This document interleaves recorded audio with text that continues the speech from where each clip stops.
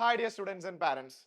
+1 CBSE board exam എഴുതി കഴിഞ്ഞ +2ലേക്ക് കടക്കുന്ന വിദ്യാർത്ഥികളും അവരുടെ പാരൻസും എന്നെ പൂർണ്ണമായിട്ട് കേൾക്കണം. നിങ്ങൾക്കുള്ള ഇൻഫർമേഷൻ ആണ് ഈ വീഡിയോ മുഴുവനായിട്ട് കാണാൻ ശ്രദ്ധിക്കുക.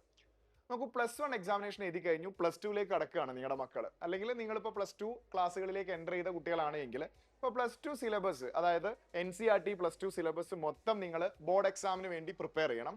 അതോടൊപ്പം ഈ വർഷം നിങ്ങൾ ബോർഡ് എക്സാം എഴുതി കഴിഞ്ഞാൽ നിങ്ങളുടെ കരിയറിലെ വലിയ വലിയ എൻട്രൻസ് എക്സാമിനേഷൻസ് ഒക്കെ, ഇപ്പം നീറ്റ് ജെഇ ക്വേറ്റ് കീം പോലെയുള്ള വലിയ എൻട്രൻസ് എക്സാമിനേഷൻ എഴുതാൻ പോകുന്ന കുട്ടികളാണ് നിങ്ങൾ.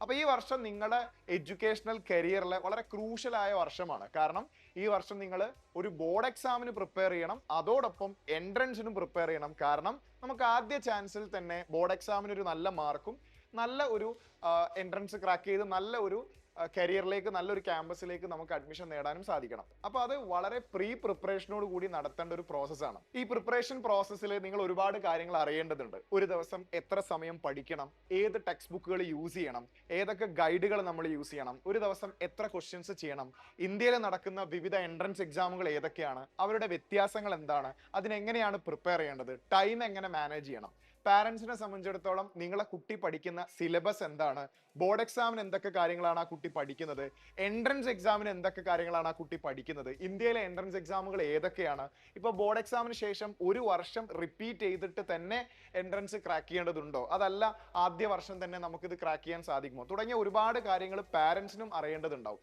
സോ ഇത്തരം കാര്യങ്ങളെ കുറിച്ചൊക്കെ ഒരു കംപ്ലീറ്റ് അവയർനെസ് സ്റ്റുഡൻസിനും പാരൻസിനും നൽകാൻ വേണ്ടി സൈലം ഒരു വർക്ക്ഷോപ്പ് കണ്ടക്ട് ചെയ്യുന്നുണ്ട്.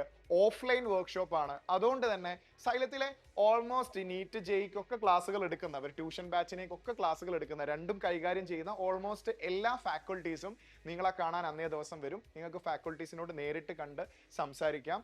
2 ദിവസങ്ങളിലായിട്ടാണ് സൈലം ഈ വർക്ക്ഷോപ്പ് കണ്ടക്ട് ചെയ്യുന്നത്, 2 സെപ്പറേറ്റ് സ്ഥലങ്ങളിലായിട്ട്. അതിൽ 23-ാം തീയതി കൃത്യം 2 മണിക്ക്, ഉച്ചയ്ക്ക് ശേഷം 2 മണിക്ക് കോഴിക്കോട് മെജസ്റ്റിക് ഓഡിറ്റോറിയത്തിൽ, ചിന്താവളപ്പിനടുത്തുള്ള മെജസ്റ്റിക് ഓഡിറ്റോറിയത്തിൽ വെച്ചിട്ടാണ് അതിൻ്റെ ആദ്യഘട്ടം നടക്കുന്നത്. വളരെ ഈസിലി ആക്സസിബിൾ ആയ ലൊക്കേഷനാണ്. പുതിയ സ്റ്റാൻഡിൻ്റെ ഒക്കെ അടുത്താണ്, സ്റ്റേഡിയത്തിൻ്റെ ഒക്കെ വളരെ അടുത്തായിട്ടാണ് ഓഡിറ്റോറിയം വരുന്നത്. അപ്പം ഈസിലി ആക്സസിബിൾ ആണ്, എല്ലാവർക്കും പങ്കെടുക്കാൻ പറ്റുന്ന ഒരു ലൊക്കേഷനാണ്. രണ്ടാമത്തെ വർക്ക്ഷോപ്പ് വരുന്നത് തൃശ്ശൂർ ജില്ലയിലെ പള്ളിക്കുളം റോഡിലുള്ള കാൾഡിയൻ സെന്ററിൽ വെച്ചിട്ടാണ് നടക്കുന്നത്. രാവിലെ കൃത്യം 10 മണിക്കാണ് വർക്ക്ഷോപ്പ് നടക്കുന്നത്. +2 CBSEയിലേക്ക് കടക്കുന്ന വിദ്യാർത്ഥികളെ സംബന്ധിച്ചിടത്തോളം, പാരൻസിനെ സംബന്ധിച്ചിടത്തോളം ഇതൊരു ഗോൾഡൻ ഓപ്പർച്യൂണിറ്റിയാണ്. കാരണം +1 എക്സാമിനേഷൻ കഴിഞ്ഞ് +2ലേക്ക് എത്തുന്നു. ഈ വർഷമാണ് CBSE ബോർഡ് എക്സാം നിങ്ങൾ എഴുതാൻ പോകുന്നത്. ഈ വർഷം തന്നെയാണ് നിങ്ങൾ നീറ്റ് ജെഇ പോലെയുള്ള കോമ്പറ്റേറ്റീവ് എൻട്രൻസ് എക്സാമിനേഷൻ എഴുതാൻ പോകുന്നത്. അപ്പോൾ ഒരുപാട് സംശയങ്ങൾ ഉണ്ടാവും. അപ്പോൾ ഇതൊന്നും നേരിട്ട് ക്ലിയർ ചെയ്യാനും നേരിട്ട് സംശയങ്ങൾ ചോദിച്ച് മനസ്സിലാക്കാനുള്ള ഓപ്പർച്യൂണിറ്റീസ് ഒക്കെ വളരെ റെയർ ആയിട്ടേ ലഭിക്കാറുള്ളൂ. സോ അത്തരത്തിലുള്ള ഒരു ഗോൾഡൻ ഓപ്പർച്യൂണിറ്റിയാണ്, ഒരു ഗോൾഡൻ പ്ലാറ്റ്ഫോം ആണ് സൈലം നിങ്ങൾക്ക് വേണ്ടി ഒരുക്കുന്നത് ഈ 2 ലൊക്കേഷനിലായിട്ട്. So don't miss this opportunity. ഈ കാണുന്ന QR കോഡ് സ്കാൻ ചെയ്തുകൊണ്ട് നിങ്ങൾക്ക് ഈ പ്രോഗ്രാമിലേക്ക് രജിസ്റ്റർ ചെയ്യാം. ശ്രദ്ധിക്കണം, പ്രീ രജിസ്റ്റർ ചെയ്യുന്ന ആളുകൾക്ക് മാത്രമേ പ്രോഗ്രാമിൽ പങ്കെടുക്കാൻ സാധിക്കുകയുള്ളൂ. സോ എല്ലാവരും തന്നെ രജിസ്റ്റർ ചെയ്യുക, ഈ ഓപ്പർച്യൂണിറ്റി മാക്സിമം യൂസ് ചെയ്യുക. All the very best. നമുക്കിനി വർക്ക്ഷോപ്പിൽ വെച്ച് കാണാം.